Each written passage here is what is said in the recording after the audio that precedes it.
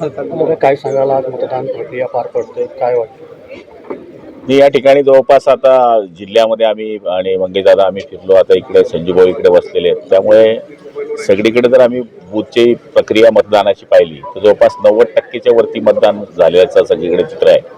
आणि आम्हाला वाटतं की एक तासभरामध्ये 100% मतदान जळगाव जिल्ह्यामध्ये विधान परिषदचं मतदान होणार आहे. काय विजयाचा विश्वास वाटतो? 100%. म्हणजे आम्हाला माझ्या माहितीप्रमाणे 85 ते 90% मतं मिळतील. राज्यामध्ये काय स्थिती? सगळ्याच्या सगळ्या जागा जिंकू.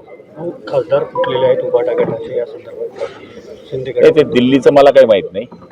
तुमच्या चॅनलद्वारेच मी बघतोय की त्या ठिकाणी गट स्थापन करण्याची त्यांची प्रक्रिया सुरू आहे.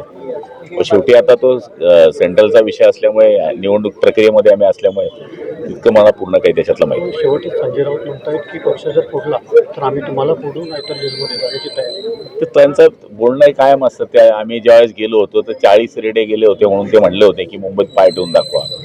आम्ही मुंबईतनं तिकडनं आलो होतो. त्यांनी सांगितलं त्या एरियाने. एक प्रकारे शिवीगाळ देखील करताय.